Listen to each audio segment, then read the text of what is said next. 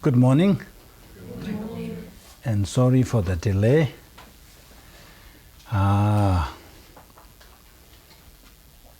So we had a break last week. So did you have the opportunity to go around and ingest poison? Remember we talked about poison, how peacocks can go around and ingest poison, but still they can use it for their shining, their feathers and all that. So have you tried doing that? Well, I looked it up. And it's true, although nowadays... Is it true, the fact that peacock... Yeah, oh, I see, okay, that's good to know. They're given, this and that to eat, and it doesn't seem to... I don't know if it affects their colors, but I've been thinking about this quite a bit, actually. And it really helped me feel really good about some experiences that had been extremely challenging and difficult at different times in my life, where it was like poison. And although, I was on the cloud, smiling and then, sending rays and so on, I kept something decent, and I kept it, and so now that I know more about, just looking, within and not getting affected so much. It just, as a matter of fact, I'm going to, I haven't had time, but I'm going to take a picture of that collar and put it on my altar, because it's quite a reminder of things. And in my work with people who have different situations in mental health and so forth, in a way I am in the poison world, but it doesn't affect me much at all, because I've had the training. People say, "Oh, aren't you? Isn't that depressing?" Blah blah blah. But it's not. Because I have the training. So likewise, I have the training for helping them, but because it doesn't affect me. But in my life, when these other things are people closer and they're doing things and so on, this is the training that that I value. So I've been thinking a lot about this, and it's really for me it was a very very good symbol. Yeah, that's good to know. And I have mentioned before, I have met counselors and who have left their profession because they couldn't take it anymore. They said that people are just dumping their garbage every day, so they couldn't take it anymore. But I always believe that, profession, this kind of counseling, doctor, all this, those who are in what is called helping profession or healing profession, so I feel that they're so lucky if they are able to really use that. Because even though we can apply Dharma in all kinds of situations, but this kind of profession, it is easier to apply Dharma. So I always believe that, if you approach your work with compassion and really sincere wish to help that person, then somehow it provides a kind of blanket. And stress, we know how stress arises. We say that we need a certain degree of stress. It's called eustress, isn't it? The positive stress. In order for us to function, we need stress, certain level of stress. But if that stress level goes beyond the optimum level, then it becomes distress. So distress is the negative stress. That is the cause of all our problem. But how stress becomes eustress or distress is all depend on how we appraise the situation. So if we appraise the situation, if we perceive the situation as something undesirable, unpleasant, something kind of chore, I have no choice but to do it, then you feel the stress. But if you see that situation as an opportunity, in our case, to practice Dharma, to help other people, then you are buffered by that compassionate attitude. So you don't feel that stress. So it is very good. So that's why in this kind of thing, so when we go through these Lojong practices, so when we are able to apply that in our daily situations, then it's good. I think we will later come across many situations where we are really, when we encounter that kind of situation, it really makes us so low and all that. But when you read and go through these texts, it is a good way to reflect and to cope. So this teaching is all about, I feel there is more of a coping, but of course the main topic is the ultimate bodhicitta and the conventional bodhicitta. So in order to do that, so in order to achieve ultimate bodhicitta, we need to get rid of this, the view of a real personal identity. And then in order to achieve the conventional bodhicitta, we need to get rid of self-cherishing attitude. So this whole text is all about getting rid of, eliminating, or countering these two misconceptions or two opponents. So we will go through that, but anybody who wants to share, yes? Oh, I just want to say something. I think it's really interesting that when I was a child, I was always told that peacocks were a bad omen. Mm-hmm. And I'm just really thankful that in this context, peacocks are not a bad omen. Okay. Uh-huh. And I think this particular teachings help us not get attached to not only aversion or attachment, but just to get free from that. So in a way, I think negativities really can help us, but they also remind us that we all have our own problems to get over too. In order to help others, we have to get our own problems in alignment. Mm-hmm. Because, how can we help others if we haven't even done any work with ourselves? That's what I take from this. So. Okay. Yeah, I agree. Because all this arises due to having this self-cherishing attitude. Because we cherish so much, we cherish ourselves so much, so whatever is against us or not in favor of us, we like to oppose. Whatever views that does not align with us, we oppose. We despise that person. Because fundamentally because of that self-cherishing attitude.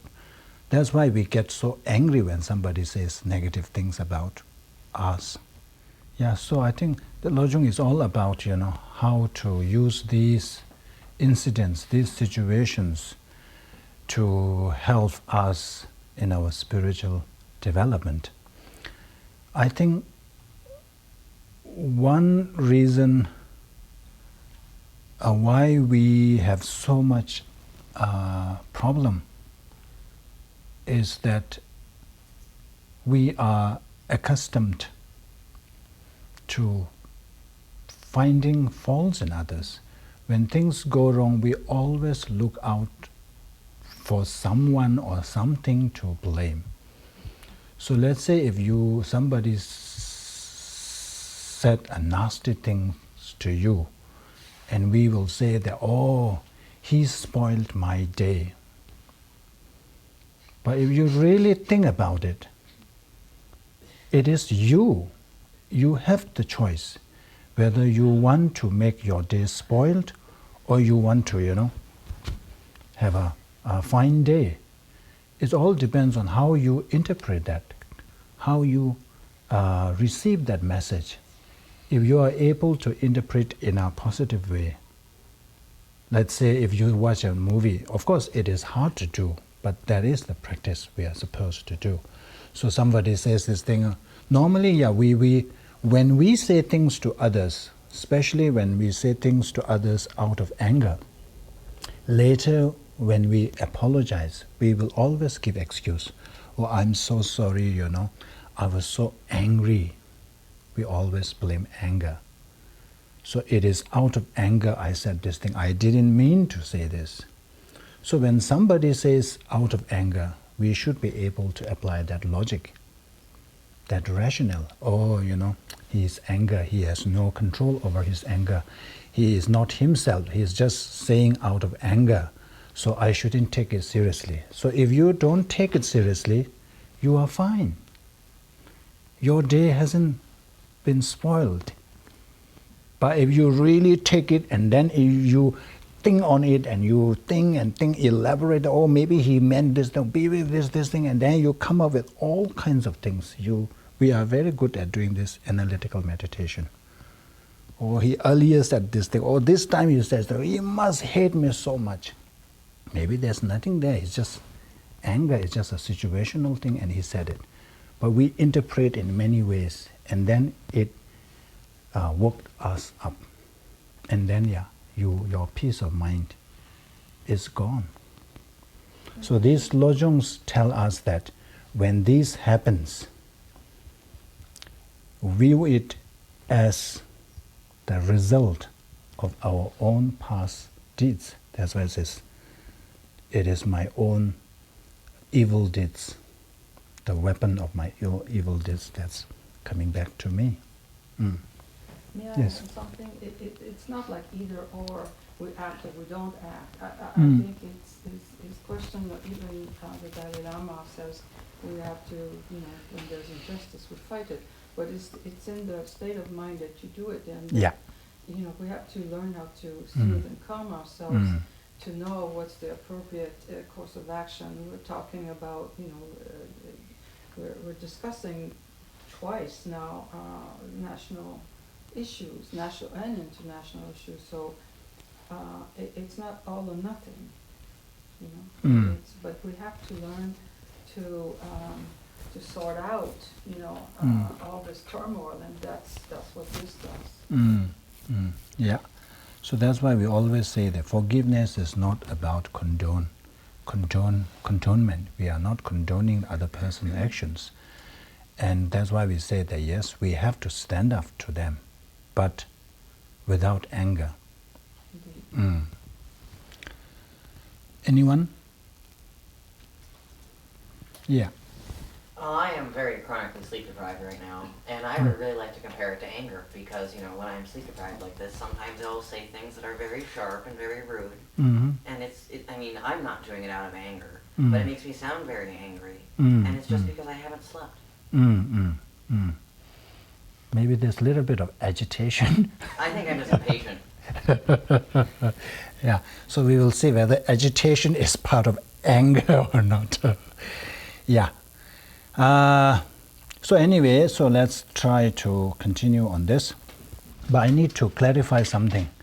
Remember last week we talked about whether bodhisattvas, when they experience illness, when they fall sickness. Oh, wait, I'm so tired I forgot to add this. Yeah, the point that I was getting to is that if you're angry, you just need to sleep. Okay, could be a temporary. Yeah. Well, as the analogy goes. Yeah, but of course, if you are angry, you won't be able to sleep. Well, that's the problem. That's what I mean. It's not sleep, it's meditation, but you know what I mean. Yeah. So anyway, remember we were discussing about whether bodhisattvas fall sick out of their karma or not.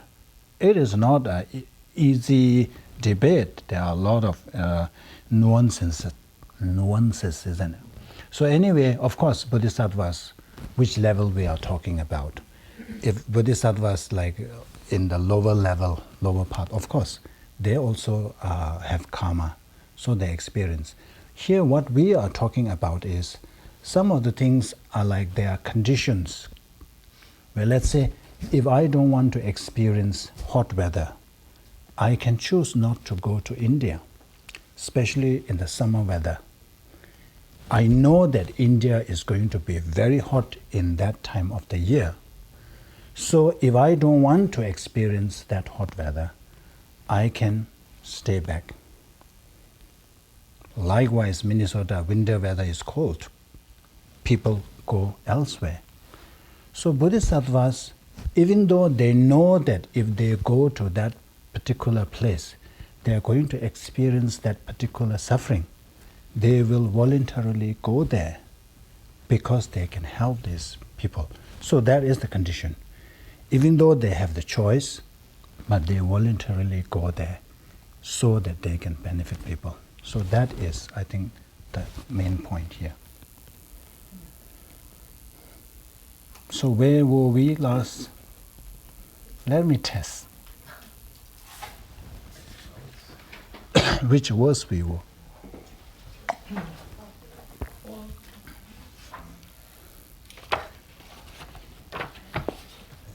We have finished verse 3. Yeah. Verse 3, yeah? So we are now on verse 4. Yeah. Is it? Yes. Okay.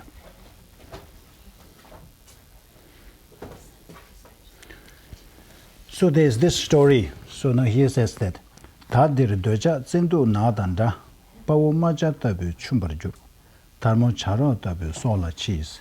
So this is a continuation of this metaphor about this peacock being able to ingest poisons. Likewise, bodhisattvas are able to voluntarily take on sufferings in order to benefit sentient beings. So this is a continuation on that. So he says, now here desire is like a jungle of virulent poison. The hero, like the peacock, masters it. The coward, like the crow, perishes.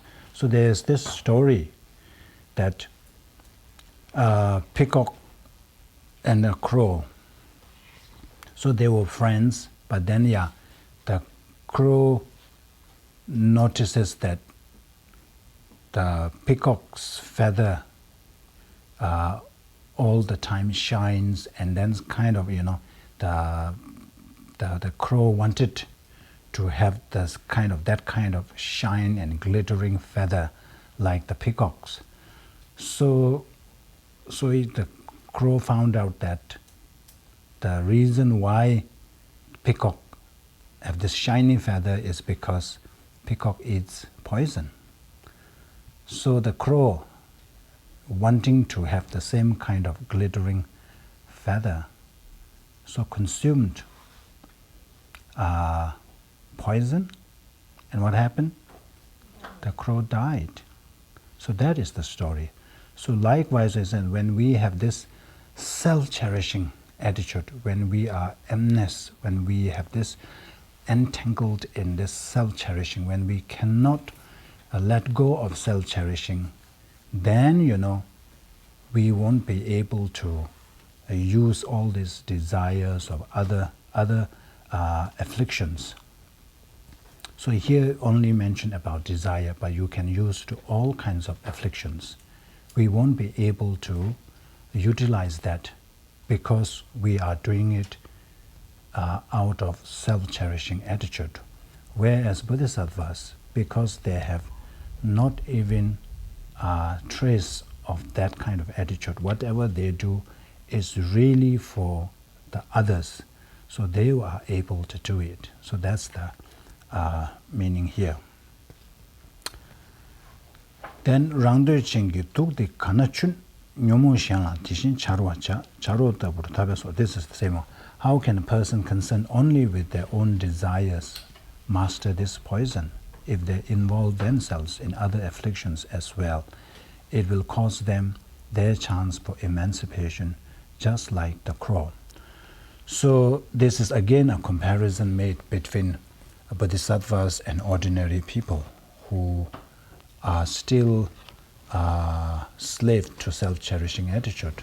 So as long as we are under the control of self-cherishing attitude, we won't be able to use these afflictions. The more we engage in afflictive emotions, it will lead to more, what do you call it? It will lead us into engaging in more negative actions.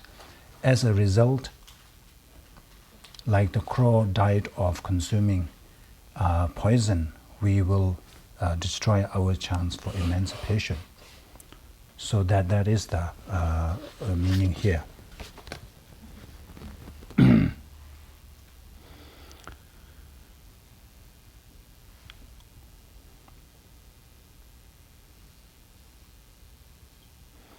So it says it depends. So when you have this self-cherishing attitude, you won't be able to digest. You won't be able to use afflictions in your Dharma. So we call it Shendun Drupa Tap. Bodhisattvas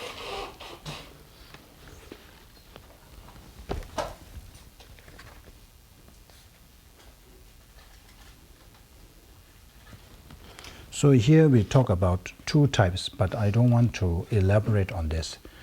So this is, remember we said that this is also Tantrayana teaching. So in Tantrayana we talk about taking all these afflictions into path. So that is from the Tantrayana's view. But in Sutrayana, so Bodhisattvas, they don't have to be born in samsara. They don't have to experience all this. They can avoid that. They can choose to be born somewhere else. But still, they come and they still choose to be born in particular places so that they can help sentient beings. So when they engage in all these helping behaviors, they are also developing their own practice. They are engaging in what is called the six perfections of six perfections. So it helps their own practice through willingly taking on sufferings and then helping others.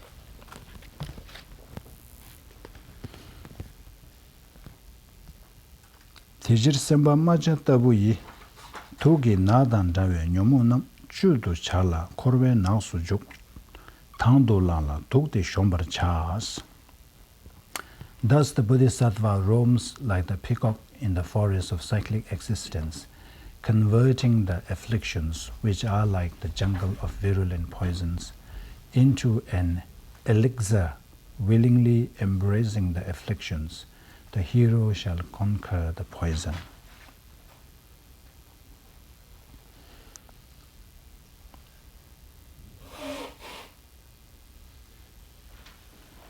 So here when we talk about Chuduchar, here they translate it as transforming all these afflictions into elixir. So this is a normal practice. We also say that even our consuming food, we always say kase mendan dawa ribai. When we consume, when we eat, we have to eat in order to survive. We have to eat and drink. But it's just the attitude. When you have this kind of attitude, I am eating this not out of attachment to food, but in order to survive so that I can benefit, I can help other sentient beings, so that I can work towards achieving enlightenment in order to help. So these are the ways to convert our situations.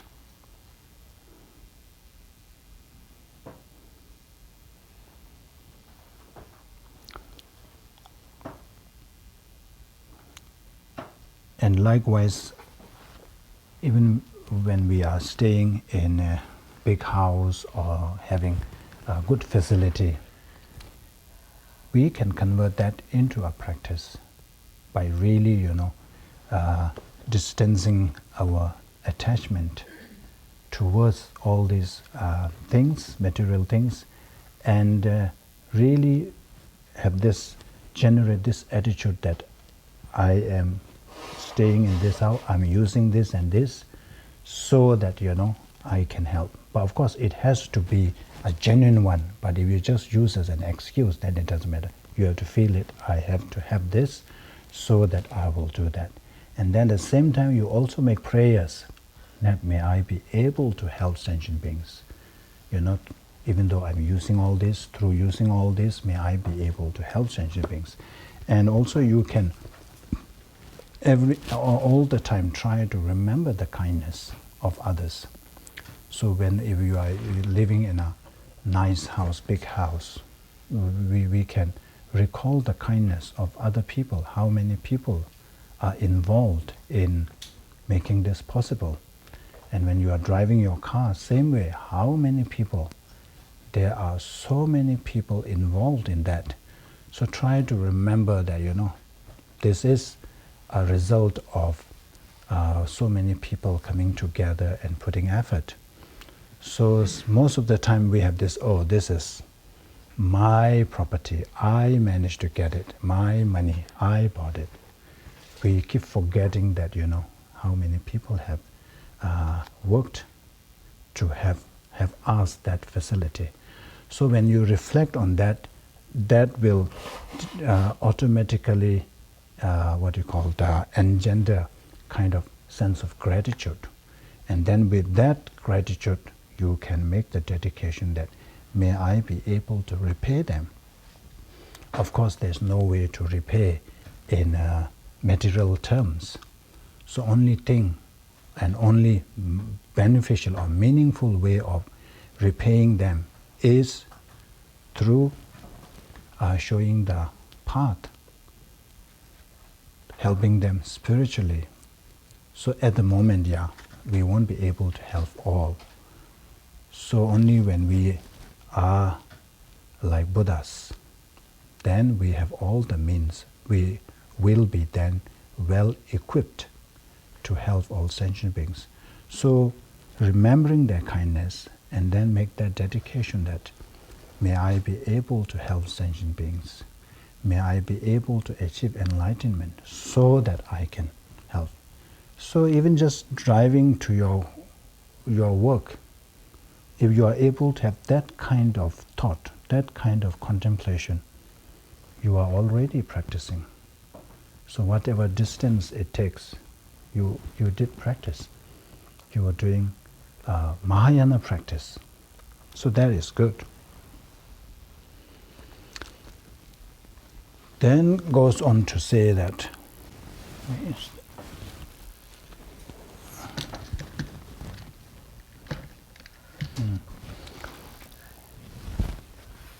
Tani rangwa mebar korwayi taadu zimba tuji ponyade rangdu kindu rodan paratrola shendun kaje tandu langbar chas.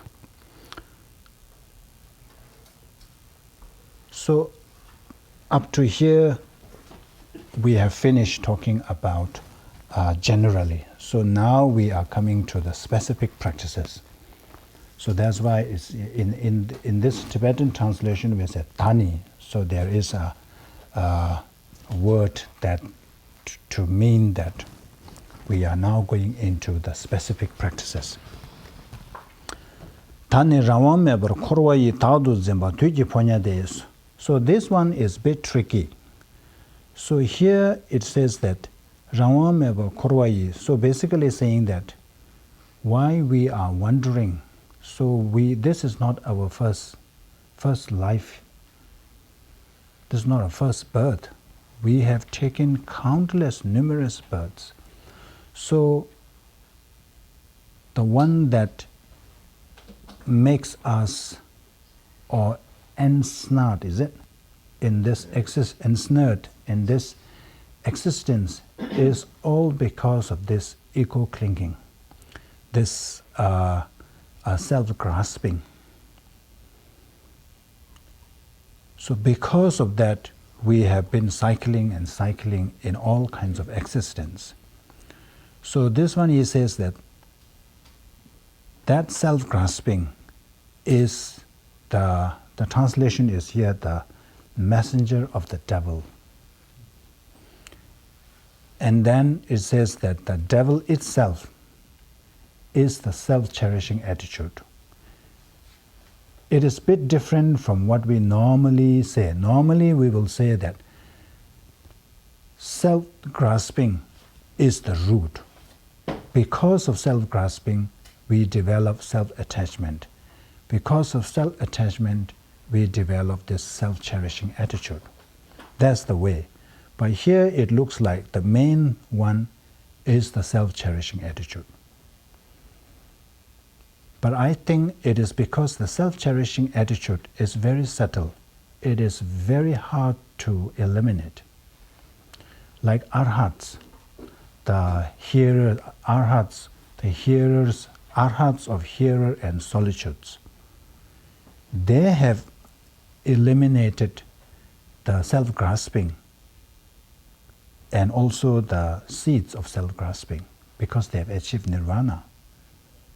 But they still haven't eliminated self-cherishing attitude. That is why they're still there. So there's this attachment towards what is called the peaceful nirvana. So maybe because of that, in terms of subtlety and in terms of difficulty in eradicating that, so maybe that's why it is called that self-cherishing is like the main power, who is the one that is pulling all that strings. Tādu zimba tuiki ponya di rangdu kindu roda patula shendun kaje tandu lambar chas. So the analogy given is like the owner and the servant, the maid and the servant. So here is like the owner is like the self-cherishing, and then the maid is like the self-grasping. So it is difficult. It is not the normal way of saying. So I'm not sure.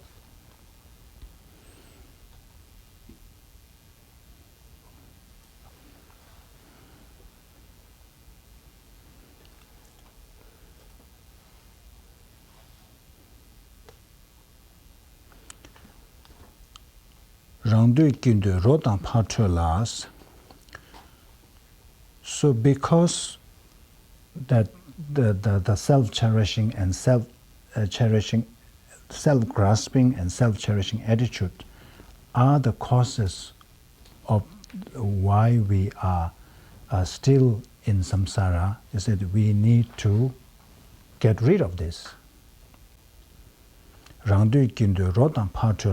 Distance yourself from the savor of selfishness and hedonism. Let me share my experience. That was recently. So I was coming back from work. I have to catch a bus.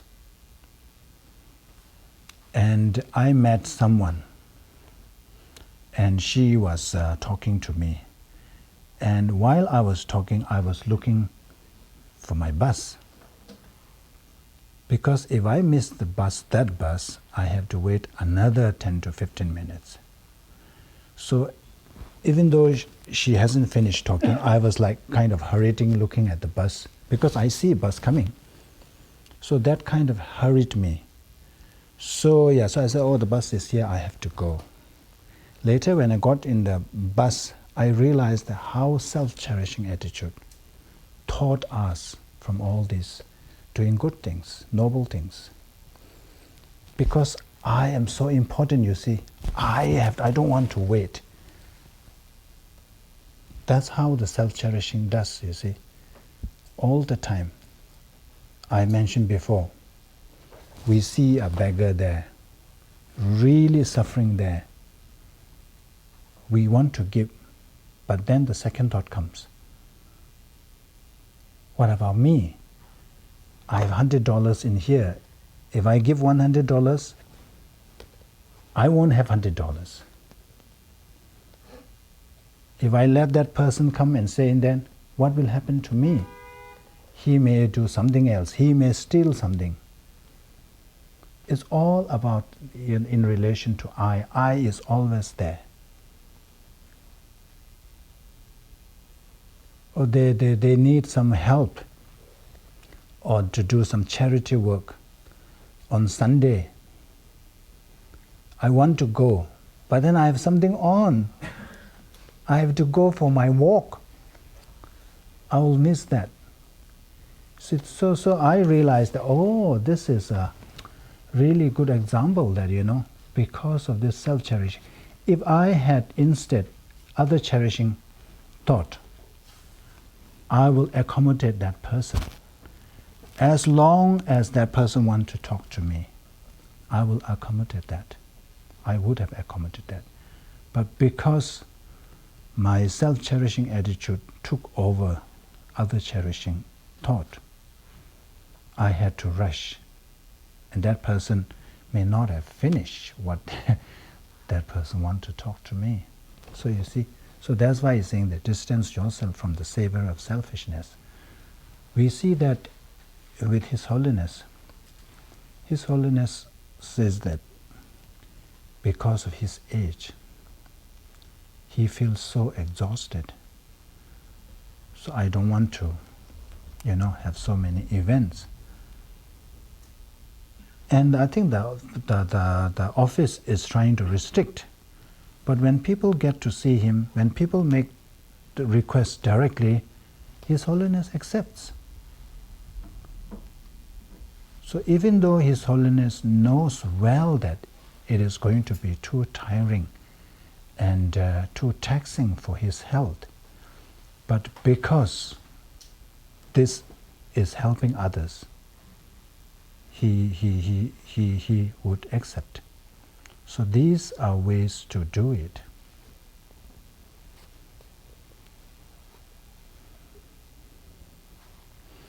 And then we have this line in Lama Choba. Semjen re re chiyan narmebe mena keba kyazu ne goyang ningji meju chanju chozunbe zunju parjin zoba chinjalobs. So when it comes to perseverance, it says that even if I have to remain in hell realm 1,000 times, many times, just for one person, one sentient being, it says that I would do so. So these are all, how to develop that kind of other cherishing. You don't mind sacrificing your happiness. You would do for others in order to benefit others. So distance yourself from the savour of selfishness and hedonism and willingly embrace hardship for the sake of others. So in this, when we read this, I think we need to really contemplate, not just read and go, and see. You just recall all these unpleasant incidents you had in your life. Let's say if you had a quarrel with your whoever that person, and really analyze that interaction, that incident, and see how it has come about, how it has started off. I think we will find that the role of self-cherishing there.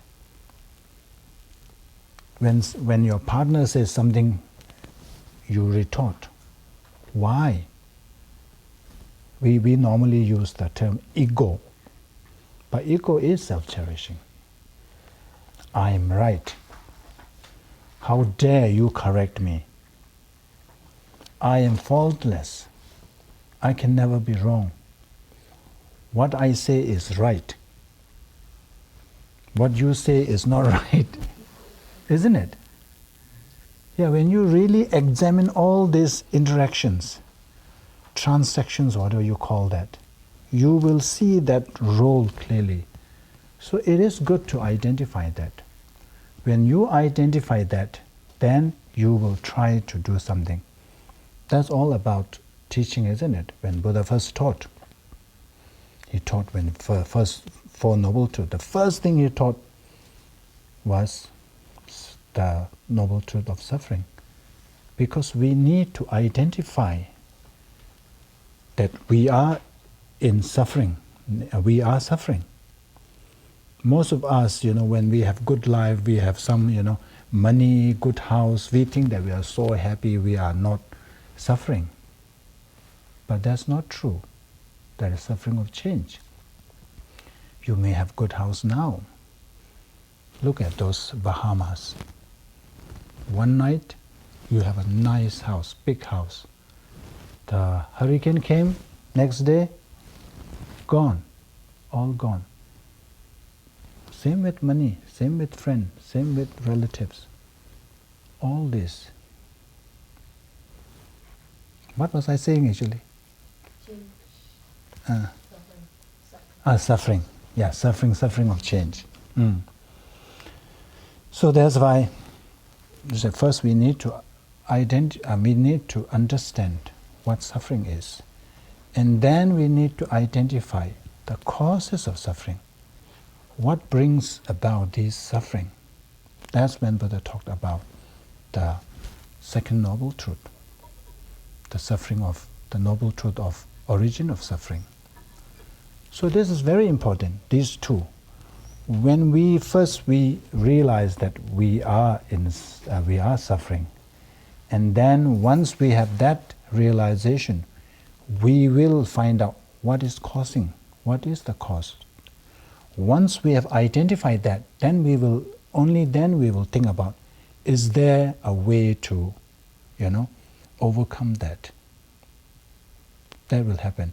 So likewise, when we have all this, what you call communication difficulty or transaction, is it you call that? Conflicts, arguments, all this in relationship, your relationship problems. So when you analyze all that, when you examine that, I think we will see the self-cherishing's role very clearly. So if we are able to do that often, then we will see that as a culprit, and then we will stop blaming others. We will see it as, my ego is actually in between that. And then maybe we will think about doing something about that. And that will improve our relationship. That will minimize conflicts. Then that is good to have, isn't it? Okay, let's have a break now.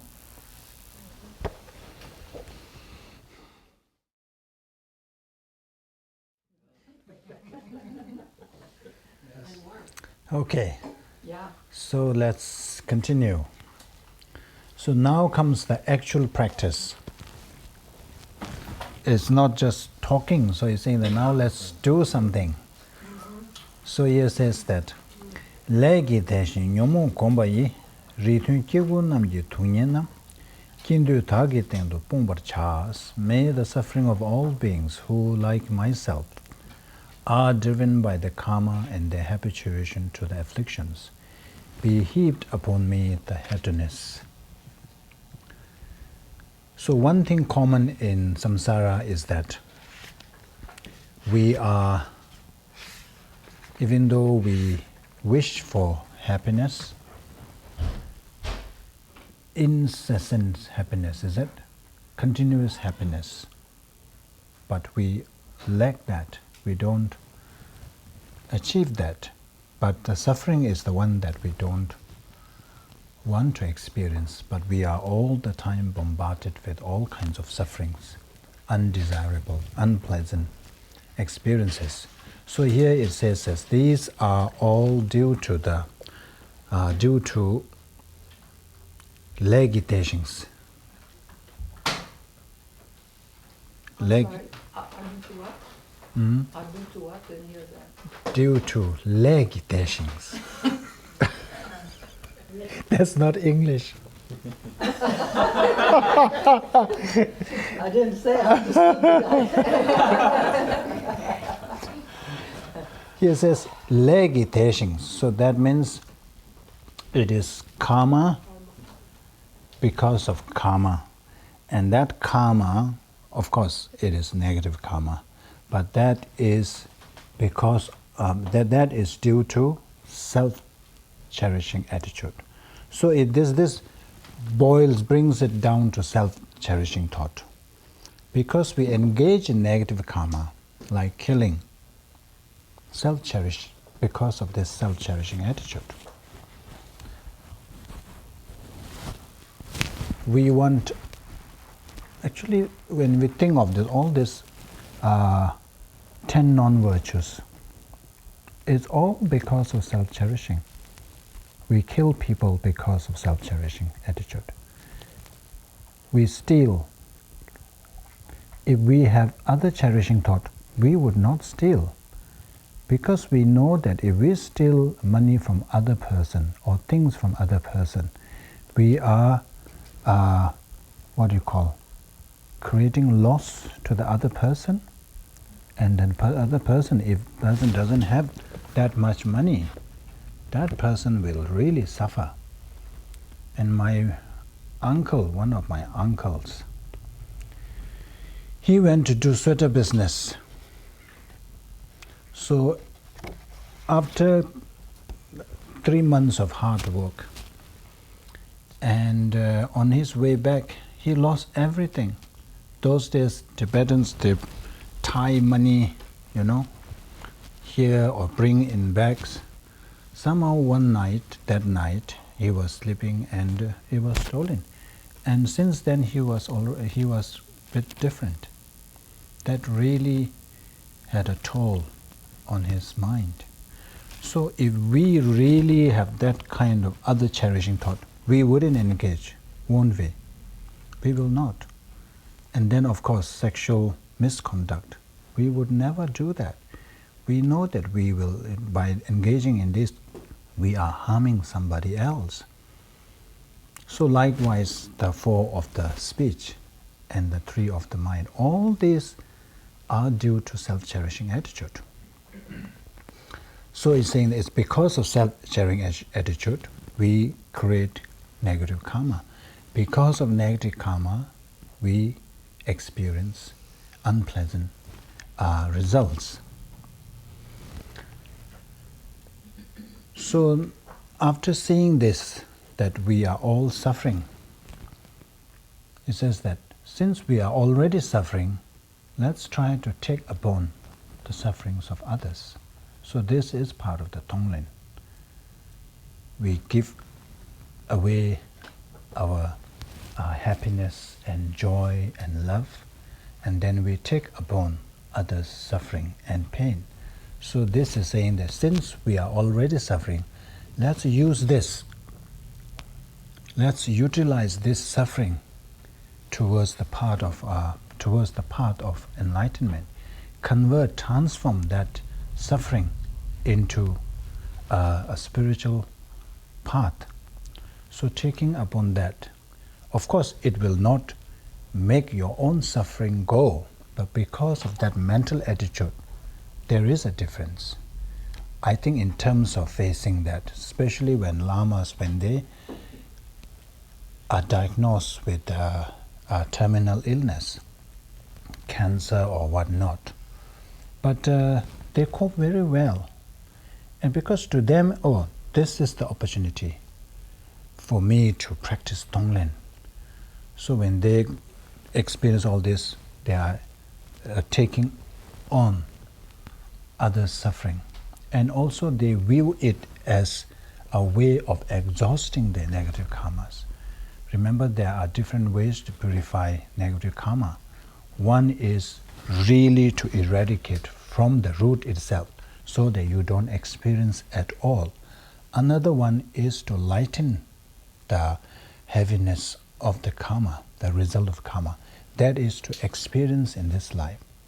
So when you befall with all this kind of sickness, they take it as this is to avert bigger suffering. So if your karma is to be born as animals, those animals to be really tortured And instead, if you suffer in this life in the form of cancer or some sickness, that is better. So they perceive in that way, they view in that way. So they take it as a good opportunity, good thing. Whereas when those of us, we don't have this kind of practice, then we suffer, not only physical. So when we have all these sicknesses, it is only at the physical level. But because we don't know how to take that or interpret that, that adds on to another layer of mental suffering. Not only physically we suffer mentally as well. Whereas bodhisattvas and those who are practitioners, it remains at physical level. And because of their attitude, they're able to kind of minimize that. I shared the story that His Holiness told about. Remember when His Holiness has was that at one time in Bodh Gaya, His Holiness has some, I don't know, it's what do you call that? Appendicitis or something. So he's so much in pain when he saw others suffering. His Holiness' whole focus is on the others suffering. Because of that, His Holiness didn't really feel the pain there onwards. So these are, just changing a bit of our attitude can make a huge difference.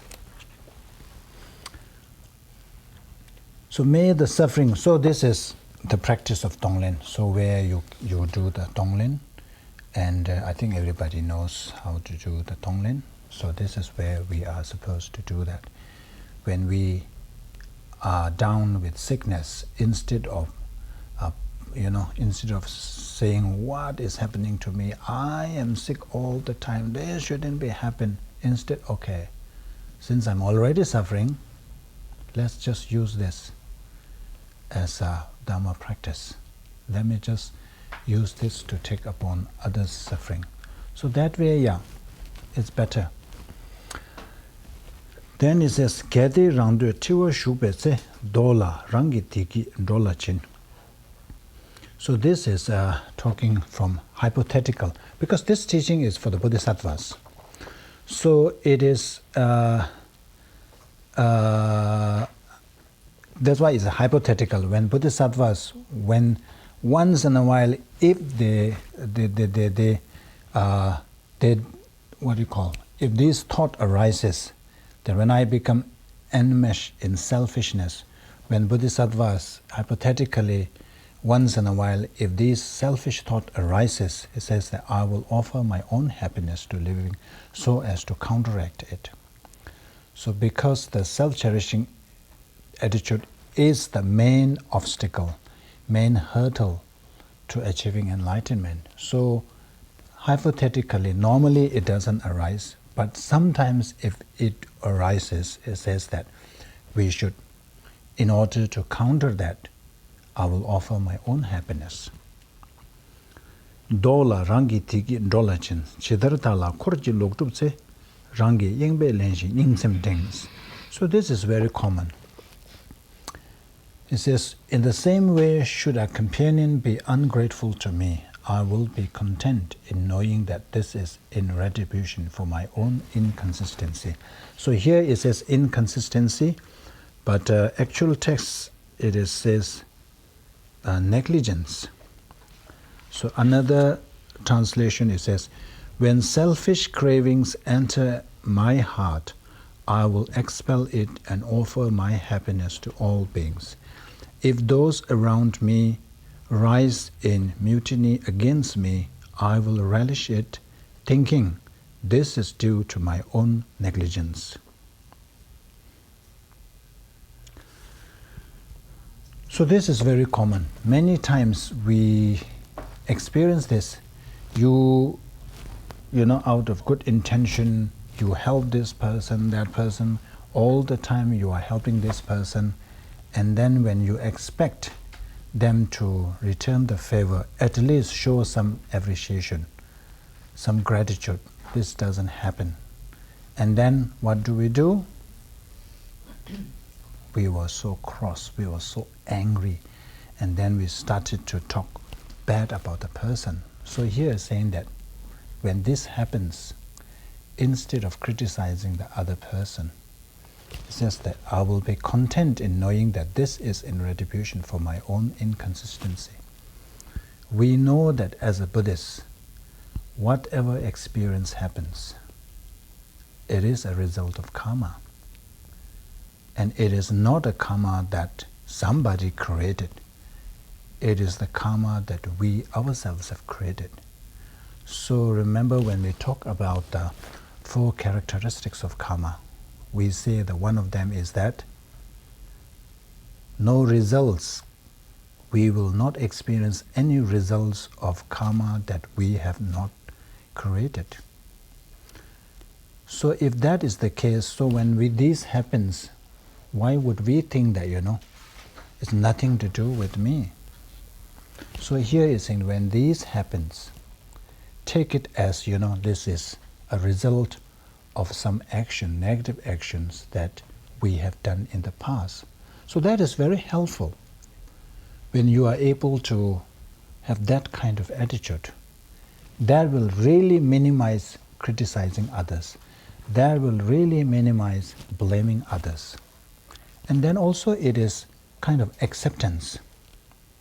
When we have acceptance, it is the first step to cope with the difficulty. Here it says, Rangi yingbe lingshin, ningsim ding. I don't know whether it is content, I think it's content. So in the translation it says, I don't know whether this is a common thing. When I was young, when we were a kid, we always say this, when something bad happens, so they will tease, what is there? Pembuchung. It's good. You deserve it.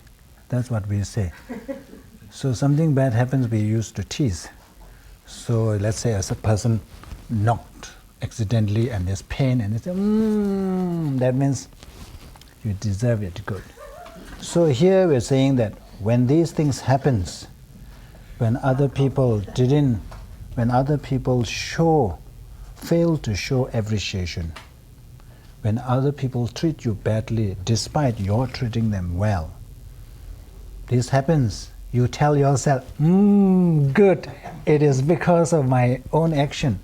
I must have done that to somebody else in the past. Now I am experiencing a result. So instead of, feeling so low about it, just make it fun. Good, isn't it? Yeah.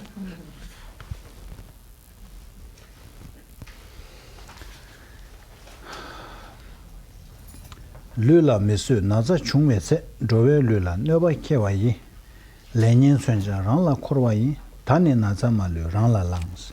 So now begins the actual weapon, what's that?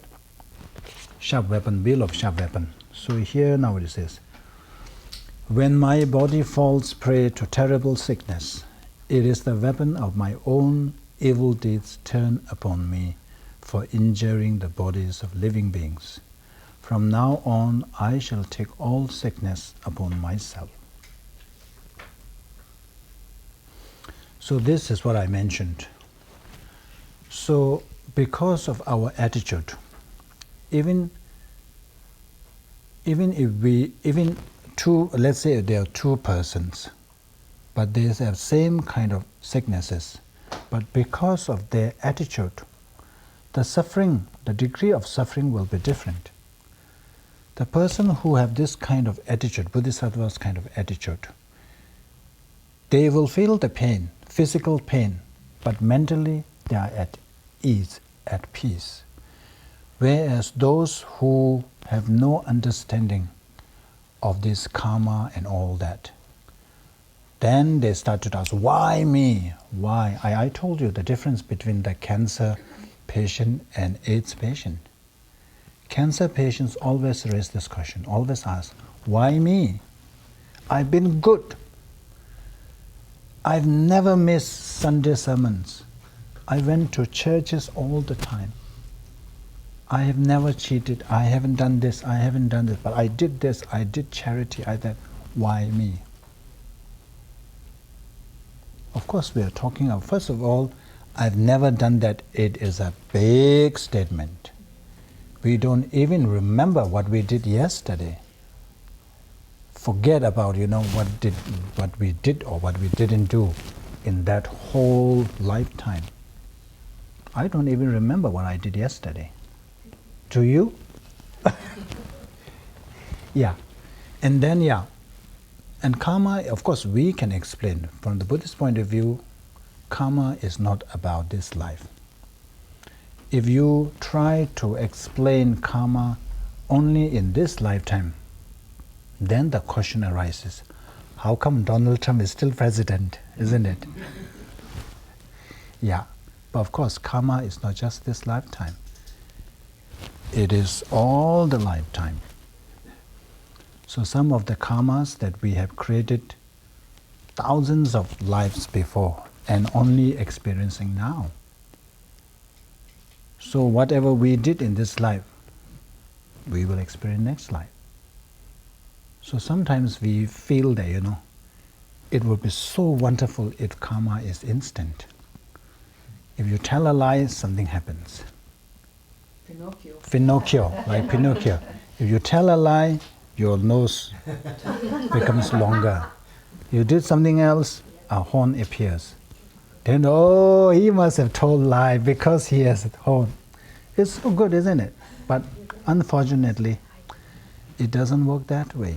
I used to tell my son when I was angry, I'm growing horns. And so then I would remove myself or ask him to remove himself. Yeah, so here it is saying, when we befall with sicknesses, it is the result of our harming other living beings in our past life. Remember when we talk about the results of killing karma, we talked about the heavy karma is the 3 lower realms, and then the lighter one is even if you are able to achieve human rebirth, you will be all the time prone to sickness. There are people sometimes, there are some people who are all the time sick, one after another. One day you're down with flu, another time something else. So when this happens, it says that take it as, the experiencing. So this, where am I? Yeah, so this is, Lenyin Sunja, it is the weapon of my own evil deeds turned upon me. So here we come for the first time, that weapon of my own evil deeds. So that sharp weapon, remember, when you release that, it will spin and goes round and harm everybody, cuts everybody. So this is like the result that karmic deed, whatever we have done, that negative deed, is now coming back. It's like the weapon, this sharp weapon, because sharp weapon causes harm. Likewise, these deeds, the result of our deeds, comes back and hurt us in a form of different forms of results. So this is what's saying. It is the weapon of my own evil deeds turned upon me for injuring the bodies of living beings. So now that you have this realization, what should we do? Is that from now on, I shall take all sickness upon myself. So if you are sick, use that as a path to your spiritual progress. Take upon, is that may all whoever is suffering, may all that may I take upon all that sickness.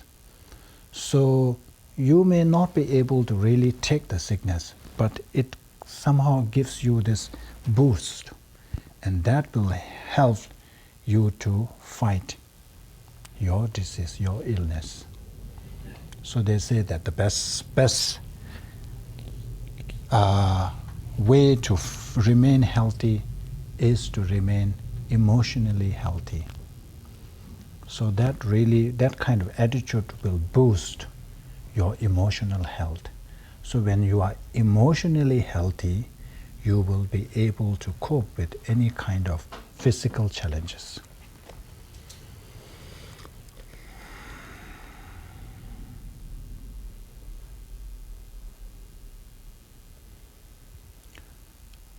Next one.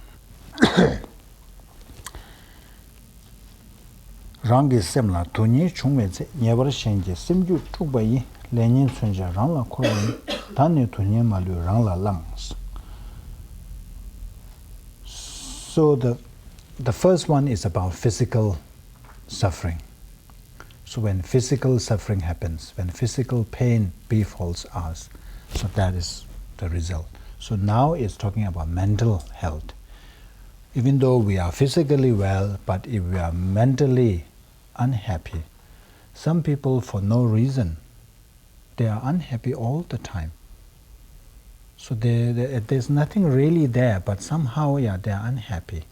So it's when my mind falls prey to suffering. So this is the mental health. When you are mentally unhappy, or you experience mental, not really sickness, mental suffering. So it is surely the weapon of my own. So how should we take that? Is how should we view that kind of suffering? Is that it is surely the weapon of my own evil deeds turned upon me for troubling the minds of others. So in the past, I must have destroyed other people's peace of mind. I must have caused so much trouble to other people. So if that is the case, so we have to really, there should be, what do you call? It is quite scary to think about. Try to recollect how many times you have troubled others, how many times you have destroyed peace of your mind, from young to now. First with your parents. Were you an obedient child? Did you have a good relationship with your parents? Or did you just all the time cause unhappiness to your parents? And then the people that you encounter along your life, they will be countless times. So when unhappiness, mental unhappiness arises, so you can understand that, even in this lifetime, I have caused so much trouble to so many people. Then how many more had I caused in my past lives? So it is understandable that I am experiencing this kind of a mental difficulty, mental unease. So that's the way. Why they are all this saying is, when bodhisattvas, when they practice, when they are on the spiritual path, these are the hindrances. When they befall sicknesses, they get discouraged.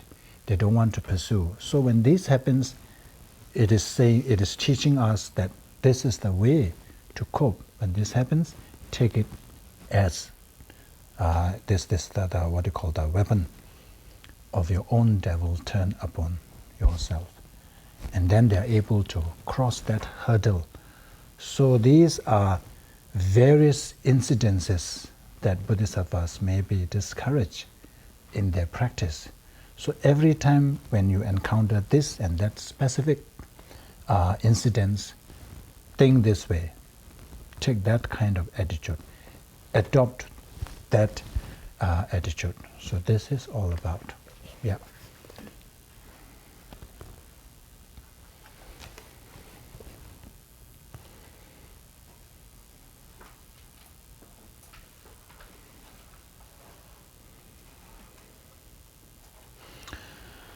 So the important point here is that, I'm repeating that, so when you have this kind of understanding, especially, let me rephrase, when this happens, so of course it is our karma. But main thing that these negative karmas are given rise to by self-cherishing attitude. So this is a way to see the flaws, see the disadvantages of self-cherishing attitude. So when we see that, when we see the flaws and shortcomings and disadvantages of self-cherishing attitude, then this wish or intention to do something about it will arise. And one important thing is, through these reflections, definitely we will be able to minimize blaming others. We complain a lot. It's all, when you look at all these complaints, all about others. We are pointing fingers. That's why they say that when you be careful when you point your finger at another person, because the other three are pointing at you. Only one finger is at the other person, but three fingers pointing at you.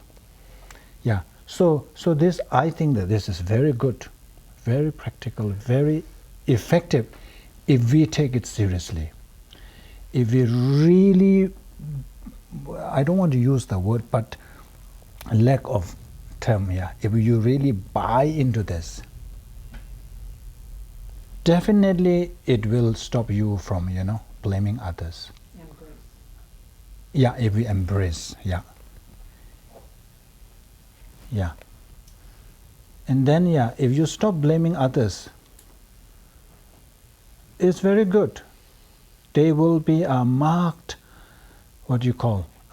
conflicts, especially in one house, with husband and wife, with partner, with family members.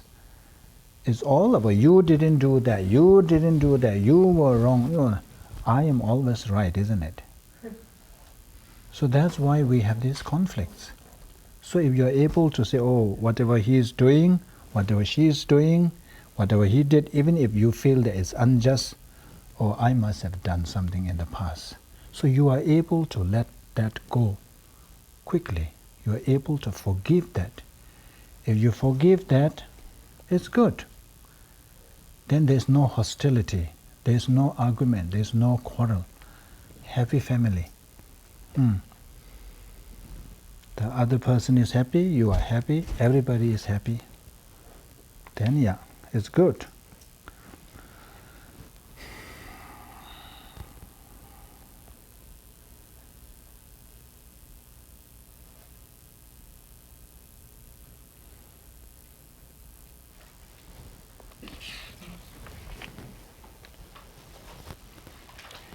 Rani tekum thakbu serva na tamda kuto sena cheba yi lenyin sunja rangla kowa yi tani tekum malu rangla langs. So this is incidents where when we are tormented by, or when I'm tormented by extreme hunger and thirst, it is the weapon of my own evil deeds turned upon me for swindling, stealing, acting miserly. From now on, I shall willingly take all hunger and thirst upon myself. So this again is another situation where we experience this kind of extreme hunger and thirst. So in such situations, it is said, it is the weapon of my own evil deeds turned upon me for swindling, for cheating others, conning others, stealing others' possessions, and then acting miserly. So acting miserly is not only, to others, even being miser to yourself. There are people who likes to hoard things, who have a lot of money and all this, but they're really miser, they're really stingy, they didn't even want to use it for themselves. So we have this Hindi phrase, Maki juice. Did I mention here? Yeah, maki juice. Remember that mosquito? Gujaratis. This part of in India, the state is called Gujarat. Yeah. So they are known for their miserliness. So there's this saying, maki juice. So for them, if a mosquito falls into their tea, instead of throwing or pouring away that, they will, because they don't want to waste that. Of course, I don't know how true that is. It's just a saying.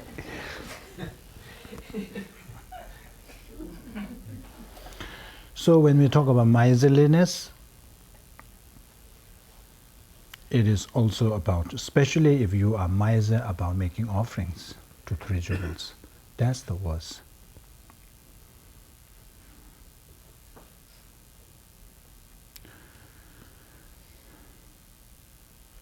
So when we do, so there's this advice that we do this Nyungne practice. You all know about this Nyungne practice, yeah. So Nyungne, during Nyungne, so we have to fast. So one day you don't even drink, you don't even consume a drop of water, and you don't eat. So it's a real fasting. So here says that when we do this Nyungne practice,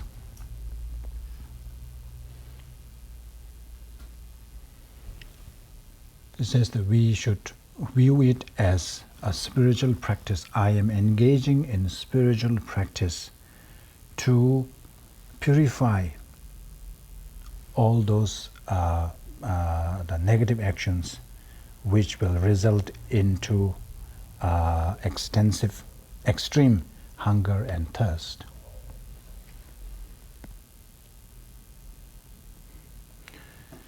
So the main practice is, from now on, I shall willingly take all hunger and thirst upon myself. But it doesn't mean that, you just visualize taking that and then in front of your eyes there's somebody really hungry and thirsty and you don't give anything. We should give them. That's the real practice. And then, of course, you can do all the taking upon all the sufferings of all sentient beings. So that, of course, you cannot do, but you only can do through visualization. But if the person is suffering in front of you, we should do that.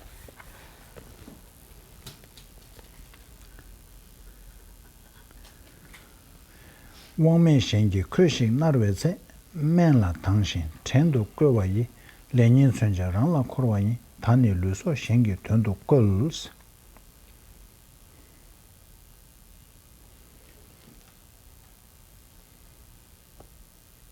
There's another story before that. Let me tell you the story, since people like story. So this swindling, there's a story. So one time, it says the European official, some minister, visited his, Indian minister, visited a European minister in Europe. So this minister was living in a very, huge house. And so he asked, the Indian minister asked this one, he said, you are just a minister, he knows that ministers don't earn much. But I said, how come you can afford this kind of big house? So he says that, so he called the Indian minister to the window, and then he pointed to the bridge. He said, do you see that bridge? I said, yes, 50%. That means he has swindled 50% from that bridge, construction contract. So this is where the swindling comes in. So politicians, very dangerous, isn't it? And then the next few years later, that European minister, so some Europe country, that minister visited his Indian friend now, this time. Wow, he was living in even a grander house. And then, he asked the same question. I said that, how come, how did you manage to have this kind of building? So he said, come here. So he brought him to the window and said, do you see the bridge there? So he looked at it. I said, no, 100%.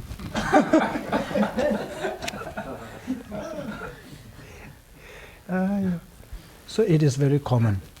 So I think in India it is very common that the government gives so much money to let's say to the village or whatever it is, but money never gets down.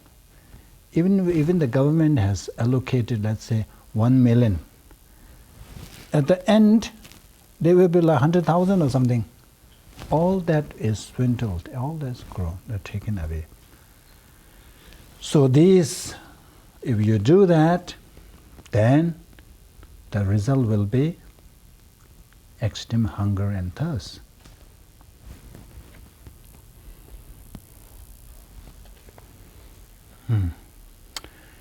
So let's just cover this last one. When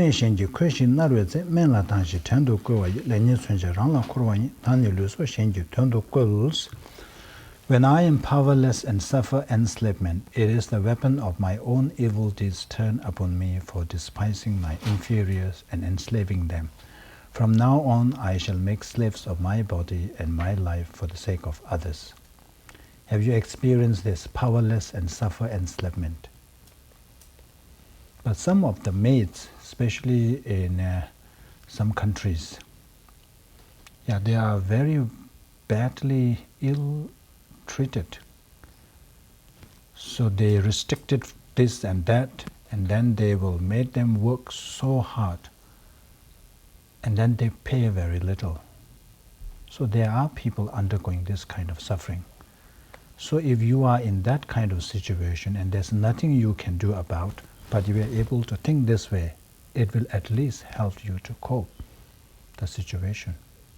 So anyway, here it is saying that when we experience this, this is how we have treated other peoples. So those who are bosses in your own department, so be careful. So how do we implement?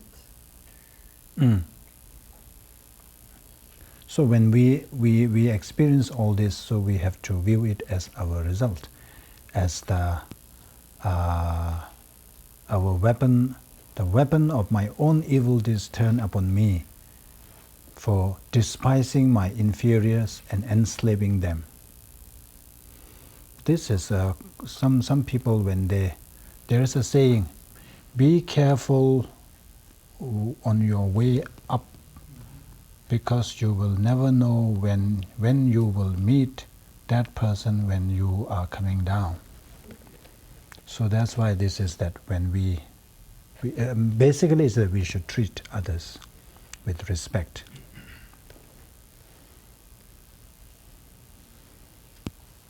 So now on, I shall make slaves of my body and my life for the sake of. So as a counter, is it? So I will instead dedicate my service to others. I will help others as much as I can. So this, of course, includes like taking part in charity works, volunteering here and there. All these count as an antidote to help others. Use your body to help. Okay, so we will stop here, which is the 12th stanza.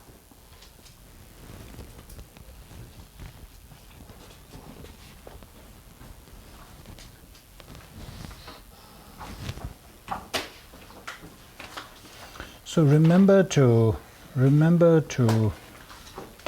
use this when you are at work. So you may encounter similar situations. Sometimes you are so busy with work and then you didn't get time to eat. You are hungry. Instead of, getting agitated, calm yourself. Sometimes when you are hungry, then our patience is low. So even somebody says something, little thing, yes, it flares up. So when this happens, remember the stanza from this text. It may help. Okay. So we should say the short mantra on page 4 and then the dedication prayers beginning on page 6.